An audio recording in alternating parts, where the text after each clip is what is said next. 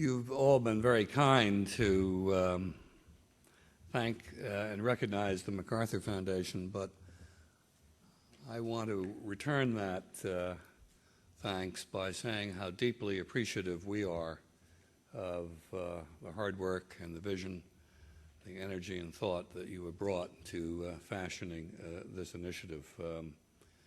We are all here today present at the creation of something very important. And I could feel the power of this idea in these three presentations. Yes, we have the money, but you do the work. You're on the front lines, and we are your partners and your junior partners in this initiative. I now have the great privilege of introducing our keynote speaker, ASEAN Secretary-General Dr. Surin Pitsuwan. It's a great honor to have him with us. I can think of no one better, no one who embodies the values of this initiative better than he.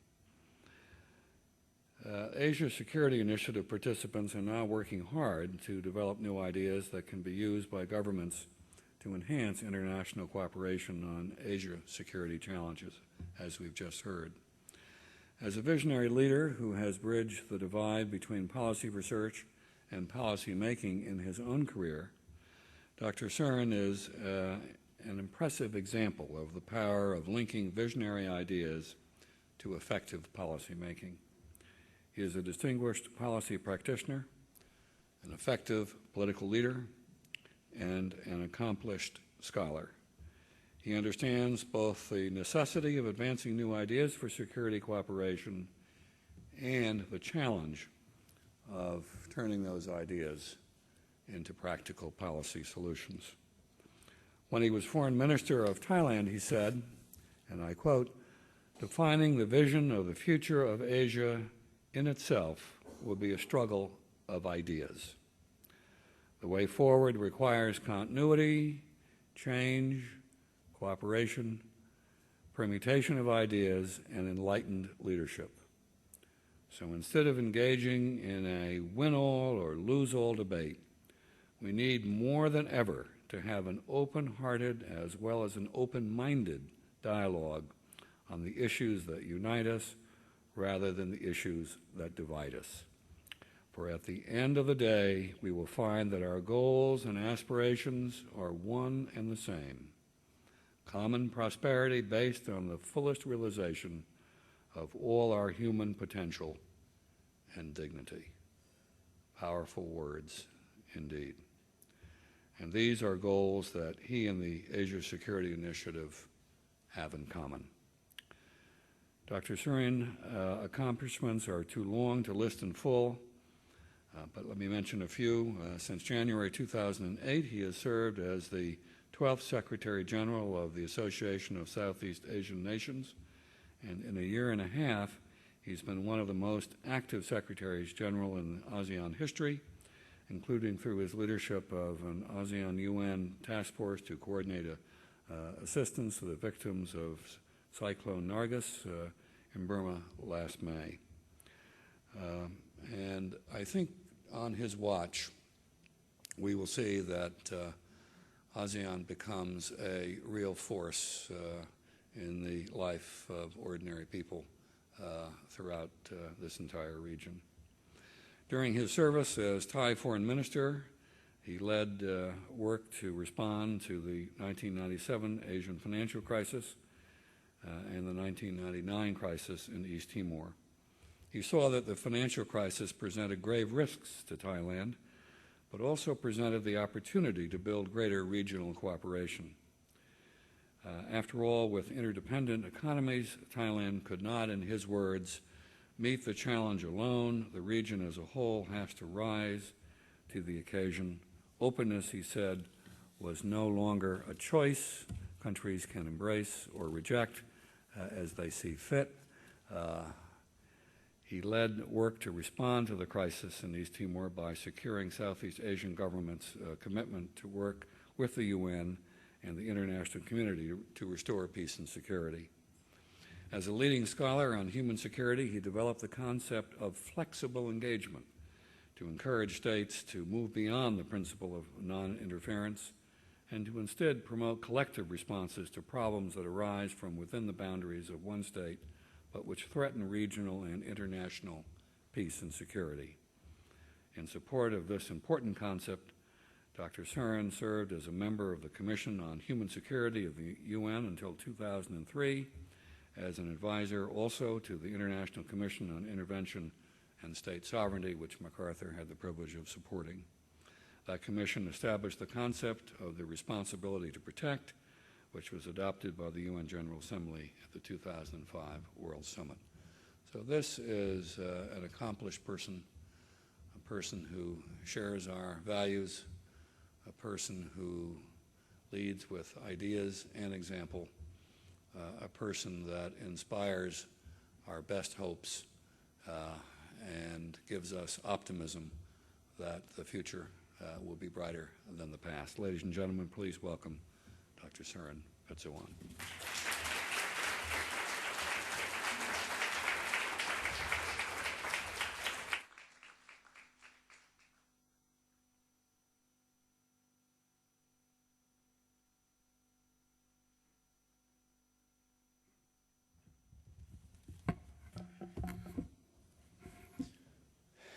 Thank you very much, Dr. Jonathan Fanton, President of the MacArthur Foundation. Your introduction of mine is longer than my speech. But, Excellencies, ladies and gentlemen, I have two immediate predecessors among you this afternoon. His Excellency Rudolph Severino and His Excellency Ambassador Ong Keng Yong.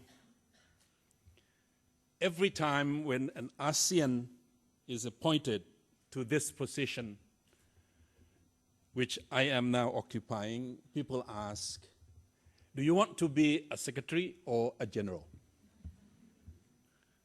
Well, I have been around the world, and I have a youngest son who is very inquisitive and very critical. He asked me, Baba, can I have a new laptop? I said, yes. Baba, can I have a new iPod? I said, yes. Baba, can I have a new tape recorder? I said, yes, yes, yes. I got home, and his mom said, no, no, no. And he said, Baba, are you a general or a secretary? I want him to be here today to see me standing behind this sign. We all, as Secretary General, wish that we can command all the issues, all the challenges that are occurring on our landscape. But it is extremely difficult. I am grateful that all of you are here involved or in support of this very innovative approach of conducting research into the security challenges of East Asia under the rubric of this Asia Security Initiative being sponsored by the MacArthur Foundation. I would like to commend the Foundation for having the foresight and leadership of identifying this very unique approach. I think all of us agree with the assumption behind this approach, that the challenges, the problems, the threats all over the landscape of East Asia are too numerous,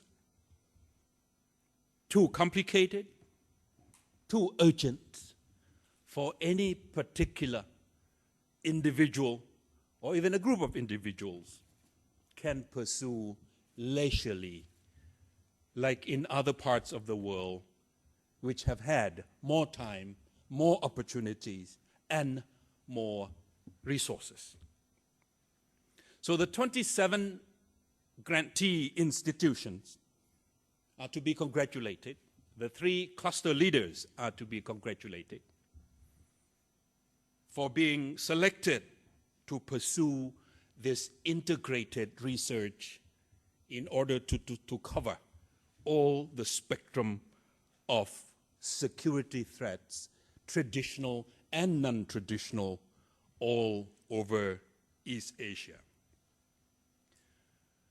Certainly the traditional threats like the nuclear proliferation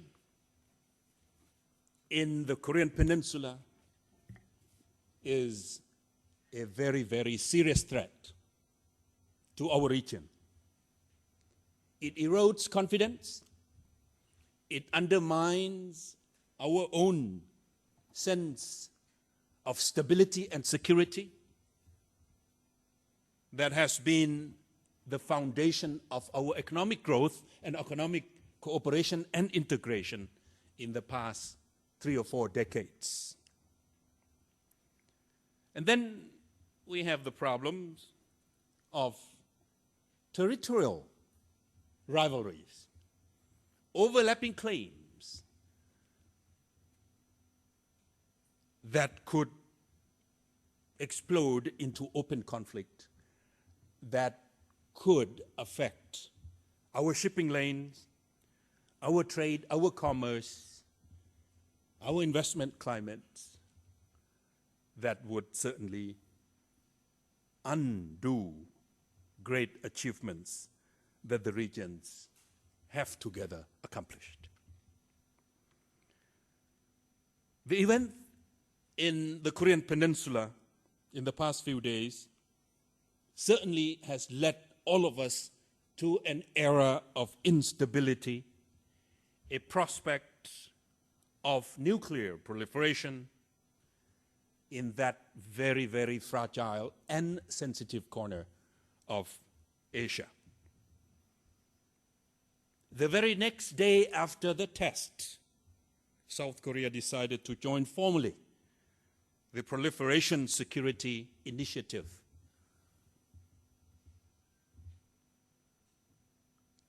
under the leadership of the United States of America,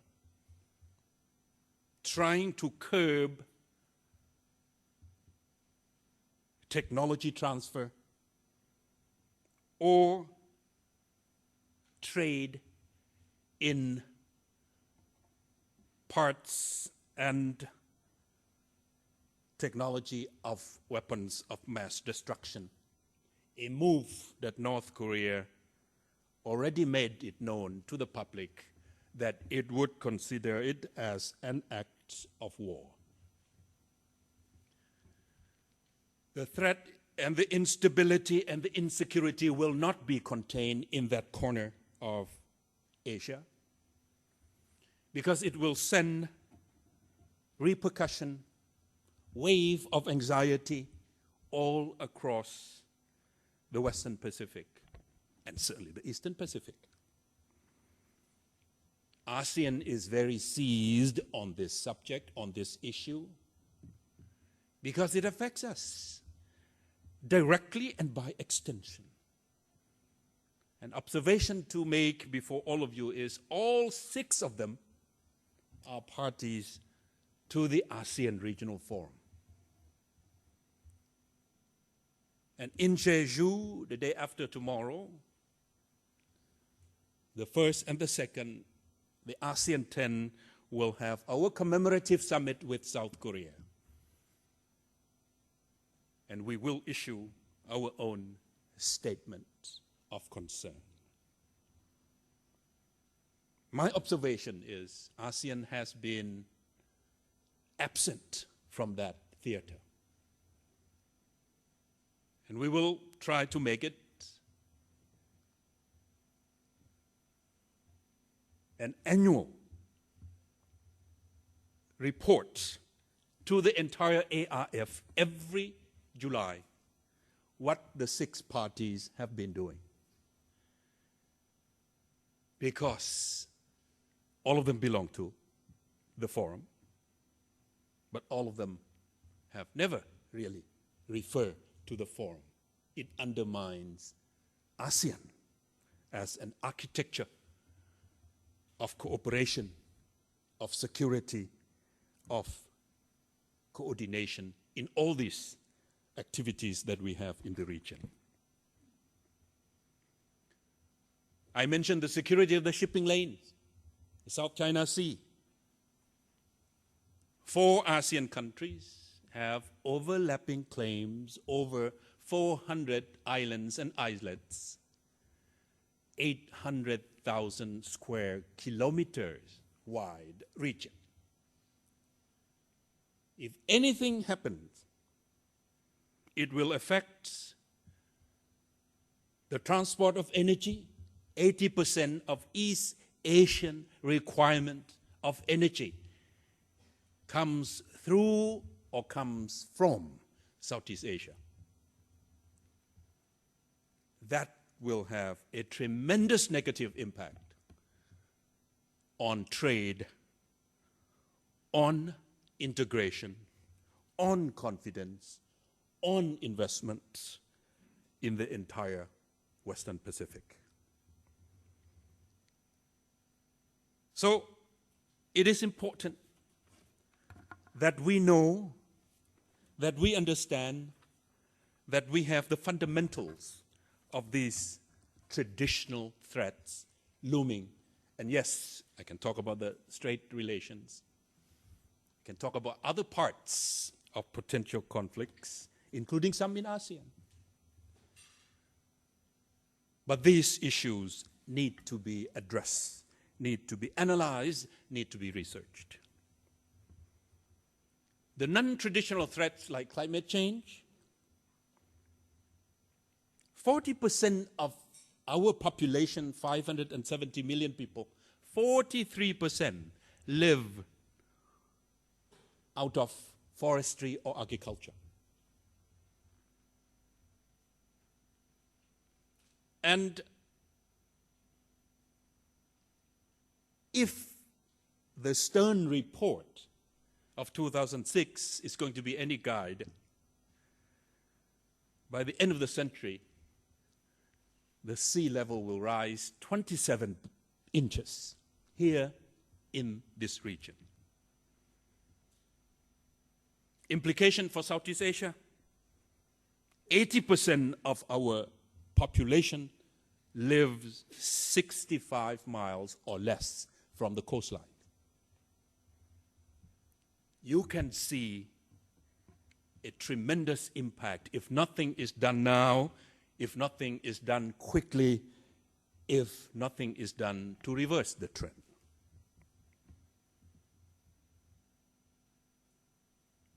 By the end of this century, if nothing is done, we will spend 7% of our gross domestic products combined to mitigate impacts of climate change in our region alone, compared to only 2.6% of global average. The impact will be on us much, much, much more, almost 1 to 2, 1 to 3. On top of that, Thailand, Indonesia, Vietnam, according to the pattern, erratic pattern that we have of the weather, will suffer drought the next 2 decades. Can you believe that? On top of that, these countries are main exporters, producers of rice. So when the seawater, salt water rise on the coastline, droughts from the mountains, from the mainland, what do you get? Squeeze, shrinking, and limiting areas of cultivation for none other commodities than food itself. Last year we thought it was bad. We haven't seen the worst yet, if nothing is done. And our responsibility of carbon emissions into the atmosphere for the year 2000, our responsibility, 12%.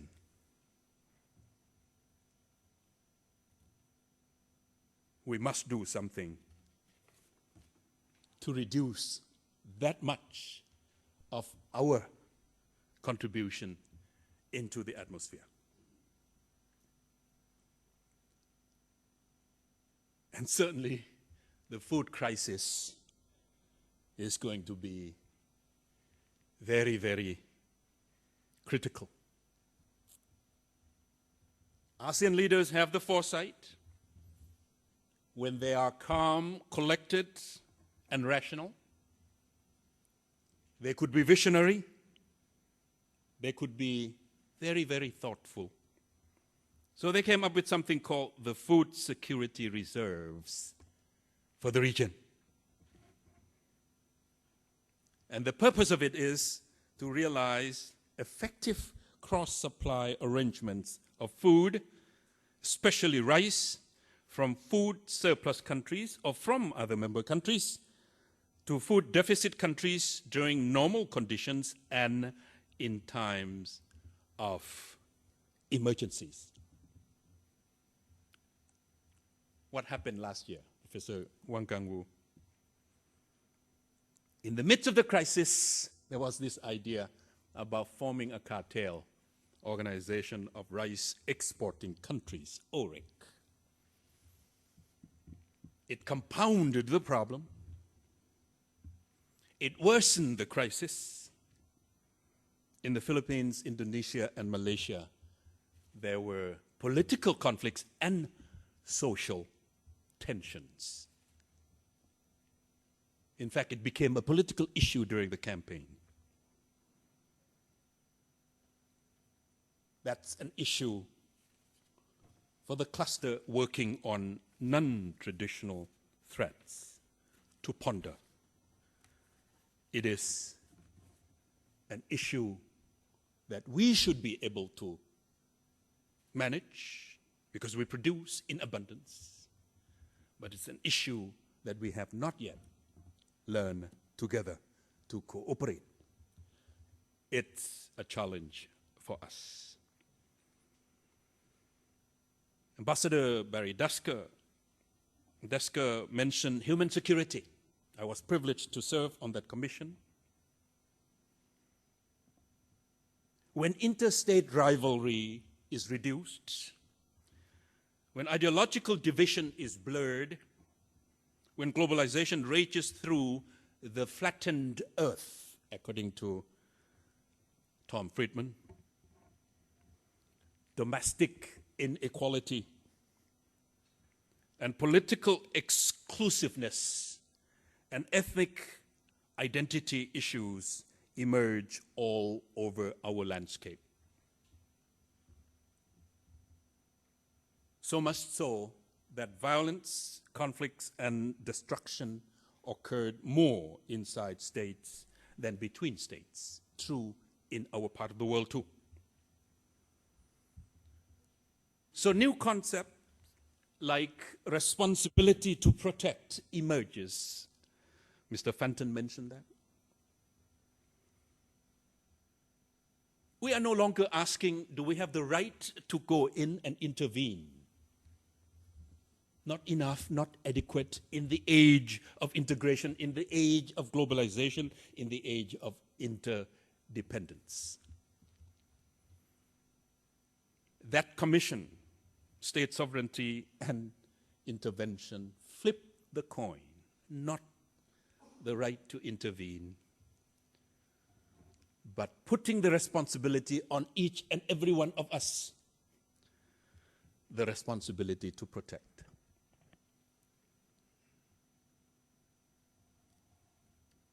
But that is still a controversial concept. We are extremely sensitive about interference.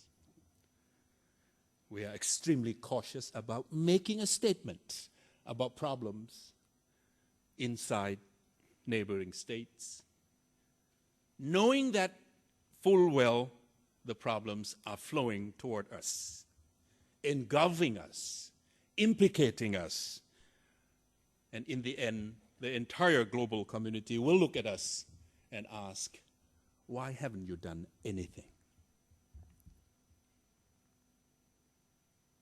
Well, it is not the state security anymore, not adequate. That would be the focus of policy deliberation, or that would claim exclusive resources of governments. It is the human, individual security that we need to pay attention to. It is a new catchword, catchphrase in contemporary diplomacy.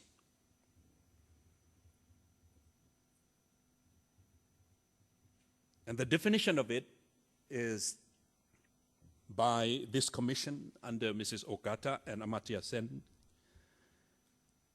and see if we can apply in the region. To protect the vital core of all human lives in ways that enhance human freedoms and human fulfillment. Human security means protecting fundamental freedoms, freedom that are essence of life. It means protecting people from critical, severe, and pervasive, widespread threats and situations. It means using processes that build on people's strengths themselves and their aspiration. It means constructing or creating political, social, environmental, economic, military, and cultural systems that together give people the building blocks of survival, of livelihood, and of dignity.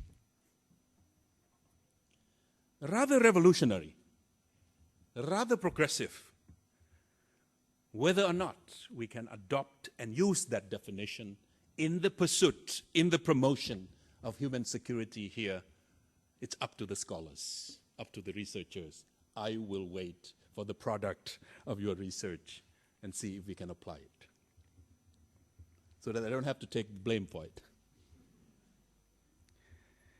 Human development, human security, and human rights are complementary, supplementary, are mutually supportive of each other. Make one more whole than without the other. So the issues of people caught in armed conflicts in many, many pockets on our landscape, people on the move, migrant workers. In this time of crisis, more people are returning home and rob or deny the constant remittance that they used to have from Singapore, from Thailand, from Malaysia, back home to their families. What will happen to those people? A lot of them less than $2 a day. People in poverty and underdevelopment. People who risk diseases, pandemic or epidemic. How to help them? People who lack skills and capacity, education. People who feel the impact of environmental degradation in every member state, maybe except Singapore.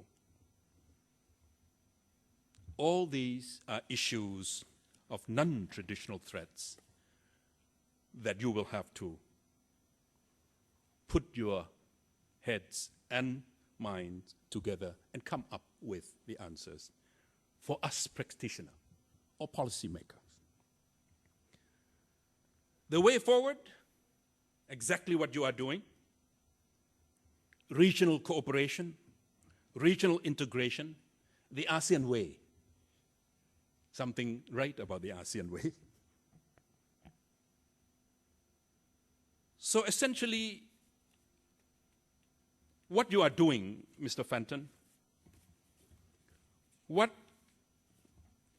this Asia Security Initiative are doing is helping us ask and define that question of how to manage security challenges in a flat world,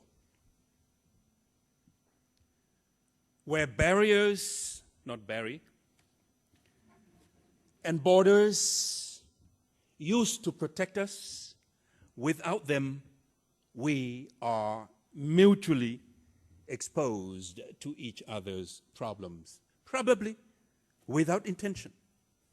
Most of the time, without intention. So we have to go the regional way. We have to go the networking way. We have to go the way that you are adopting with the help of the MacArthur Foundation. Mr. Dasker said two overarching themes: managing state-to-state competition and cooperation, and responding to internal crises and their cross-border effects. Yes, those are the themes that will have to be followed and pursued. At the ASEAN Secretariat, we have to deal with these problems every day, all the time. We meet, we dialogue, we must exchange, we keep record, we report, as the two former Secretary-Generals would confirm. We report, we file, we retrieve, we write papers for the next meeting. We can hardly make any intellectual contribution in the preparation of the issues to be deliberated on. I want to do more than that. I want us to play more than just a postman role, bringing one message here to the other side, bringing the other side to the other member. I want to put in intellectual inputs into the process. But we can't do it, and probably it's not our role. We are not implementing agency. We are not a research agency. We are beneficiaries of such network of research that you are doing. So let's hope that you will finish before 7 years, that you can help us analyze and identify that the institutional development that you help will serve as a strong foundation for us to build our own institutions and systems here in East Asia. It was Henry Kissinger who said, East Asia, as far as technology and economic progress are concerned, it's 21st century. As far as institutions to address problems among themselves, it's 19th century Europe. I think what the MacArthur Foundation is doing is preparing the ground so that we can do our own job. I have been saying all along in East Asia that the measure of our success is not how much we accumulate wealth,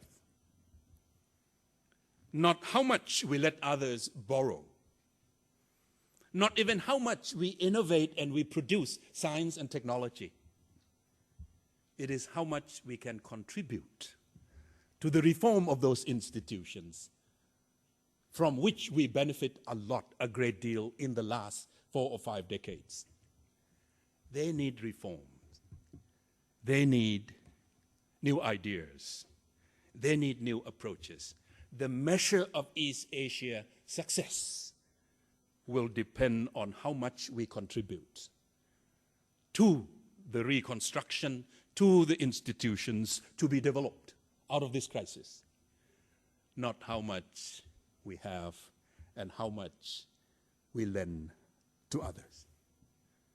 And I think the Asia Security Initiative is helping us to play that role and play it effectively in not too long a future. In all these initiatives, in all these projects that you have among the 3 clusters, interdependency, mutual vulnerability, the need to work together, the need to work as a region, all these are fundamental principles.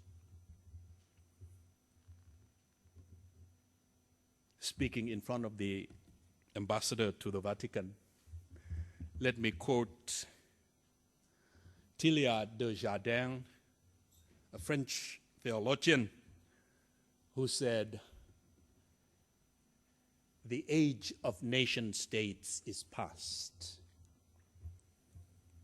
We must, if we do not wish to perish, create the earth." What you are doing is a contribution to that creation of the new earth. And ASEAN is grateful for it. Thank you very much.